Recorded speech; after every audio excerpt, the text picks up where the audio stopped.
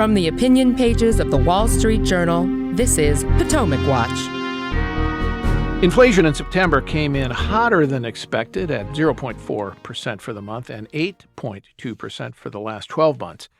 In the last report on inflation before the November election. That's bad news for consumers who are paying more for everything, and maybe bad news for the Federal Reserve, which will see in these numbers no respite anytime soon in its project to tighten money to break this inflation. And what are the political implications of this for November? Welcome, I'm Paul Gigot with the Wall Street Journal opinion page, and I'm here with two of my esteemed colleagues, Mary Anastasia O'Grady and Joe Sternberg. So just to give a little overview here, inflation came in hot and did so in September despite a 4.9% decline in gas prices for the month. This means inflation is broad-based and embedded, and you can see that in the numbers.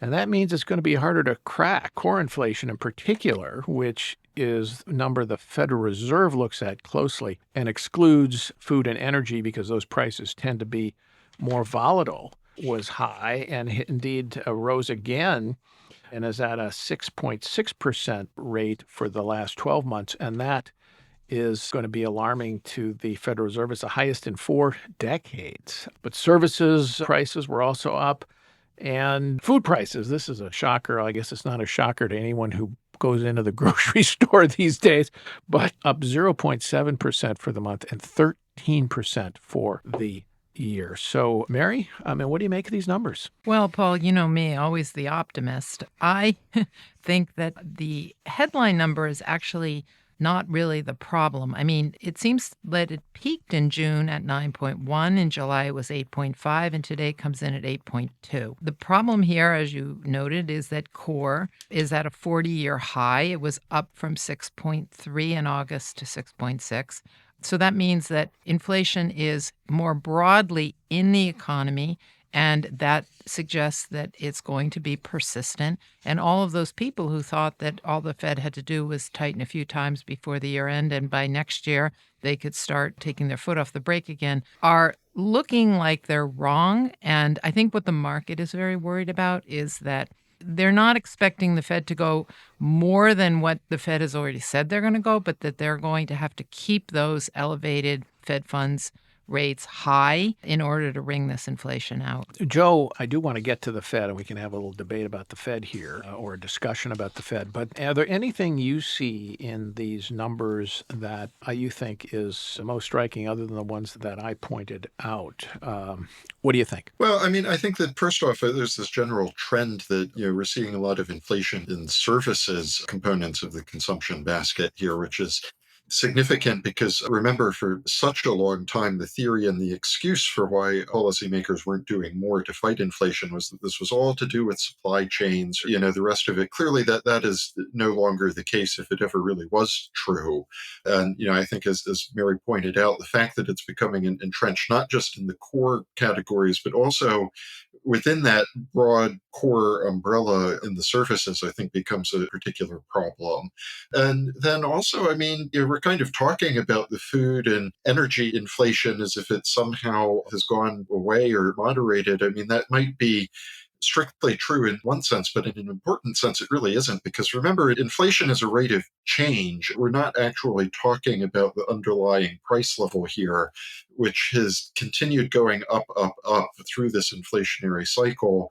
And we keep seeing in these reports month after dreary month that people's real wages, inflation adjusted amount that they're taking home, is not keeping up with the higher prices that they're paying things. And so it's worth pointing out that the longer that lag, that shortfall in real wages persists, the harder people are going to have to work and the longer it's going to take for their standard of living to catch up to where it was at the beginning of this cycle. To underscore your point about energy, I mentioned gas prices were down 4.9% in the month, but they're still up 18% for the last 12 months.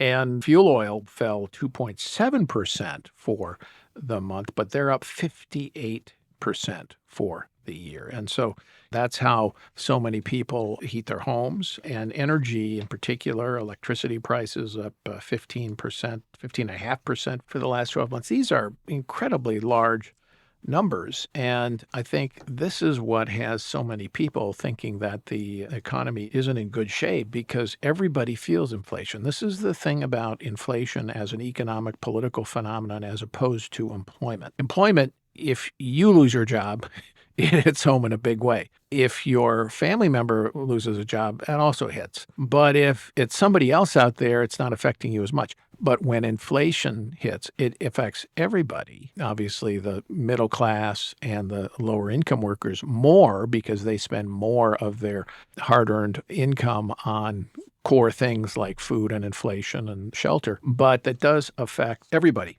Mary elaborates on this point by Joe about real earnings, real wages, because there's a separate report that came out today in addition to the CPI report, Consumer Price Index, which talks about real earnings. And it says that over the last 12 months, real earnings, as real average hourly earnings, have fell 3%. If you include the work week decline, it's 3.8%. That's a decline in the standard of living that is striking. Well, Paul, a lot of monetary economists will talk about inflation as a tax. And it's particularly a tax on the poor just for the reason you're describing. I mean, if you are earning the same amount, or say you get a small increase of, say, 3%, it means you've actually taken a pay cut because when you go to the grocery store and to the gas pump and take your family on vacation, buy an airline ticket, buy a new car. All of those things are going up faster than your adjustment for wages. And I think one of the very clear signs that the federal government recognizes this is the change in the cost of living for Social Security, which just came out today. And they're adjusting it at 8.7%. I mean, do you know anybody working who's getting an 8.7% adjustment in their wages? Probably not. Sorry to say, Mary, it doesn't include me. Probably not. And so that's just a very simple arithmetic. You can see that workers are falling behind because of this inflation tax. Well, since I'm actually above the Social Security age, I could get that 8.7%, Mary, but I'm not on it because I'm delaying until I'm... You'd have to give up your fun job. Yes, indeed. Joe, talk about this phenomenon, which you've been observing on real earnings. You've been observing that in UK, London, where you're based, and also across Europe, and that's having significant effects there too. Yes. And I mean, this plays out across several dimensions. I mean, sort of one from a macroeconomic perspective, the big problem is that if people have less inflation adjusted spending power, disposable income, they will eventually end up consuming less. So I think that there is a very real significant sense in which this steady decline in standards of living and inflation adjusted purchasing power is increasingly going to weigh on a lot of economies in Europe and in the US, because we are seeing this across developed economies now, this phenomenon of declining real wages, and it is eventually going to filter through to the main street economy, to what people have the ability to consume. But, it also creates a lot of hardship within individual households because the expenses are just going up inexorably and the pay is not.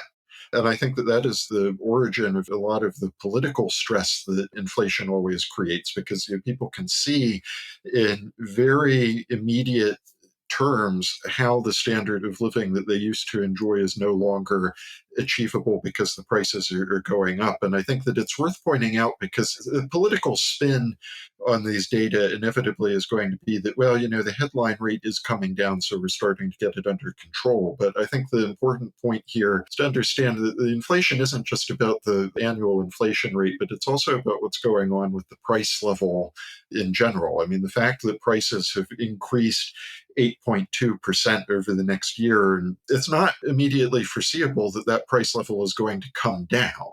So the only way that households will be able to earn back the standard of living that they used to have is through accelerated wage increases. And it's not clear where that pressure is going to come from. So you can be looking at sustained periods where people's standard of living is falling behind where it was at the beginning of the process.